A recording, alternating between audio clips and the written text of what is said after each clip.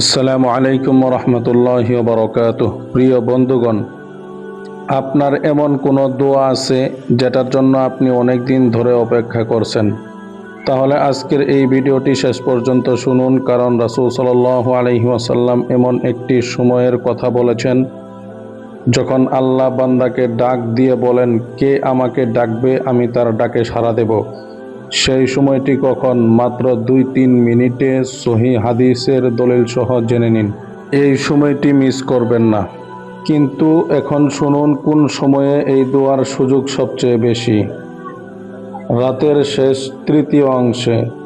সহিহ মুসলিম শরীফে আবু হুরায়রা রাদিয়াল্লাহু তাআলা আনহু থেকে বর্ণিত, রাসূল সাল্লাল্লাহু আলাইহি সাল্লাম বলেছেন, ইয়ানজিলু রাব্বুনা তাবারাকা ওয়া তাআলা কুল্লা লাইলাতিন ইলাস সামাঈদ দুনিয়া হিনা ইয়াবকা থুলুথুল লাইলিল আখিরা ফায়াকুলু মান ইয়াদউনি ফাআস্তাজিবা লাহু ওয়া মান ইয়াসআলুনি ফাউ'তিয়াহু ওয়া মান ইয়াস্তাগফিরুনি ফাআগফির লাহু।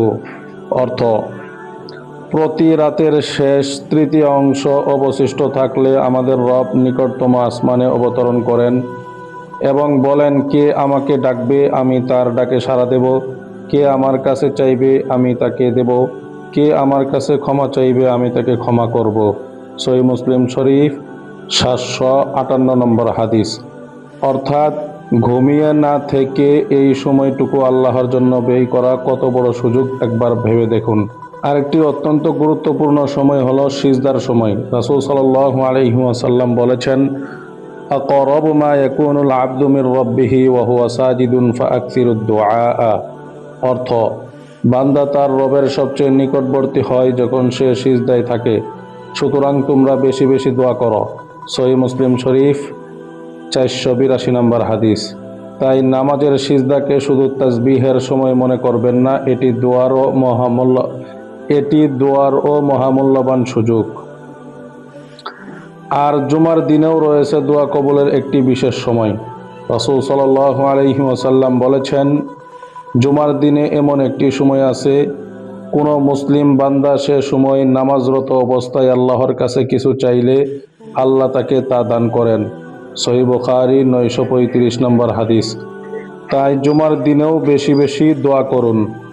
আর এখন সবচেয়ে গুরুত্বপূর্ণ কথা, দোয়া করার সময় শুধু চাওয়া নয়, আল্লাহর উপর পূর্ণ বিশ্বাস রাখুন।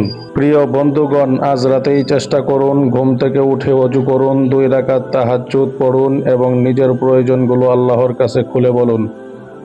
মনে রাখবেন, আল্লাহ বলেছেন, আমি নিকটবর্তী। আপনার যে দোয়াটি সবচেয়ে বেশি প্রয়োজন সেটি আজ রাতে আল্লাহর কাছে চান। আল্লাহ আমাদের সব হালাল দোয়া কবুল করুন, গুনাহ মাফ করুন এবং আমাদের জন্য যা কল্যাণকর তা দান করুন। আমিন।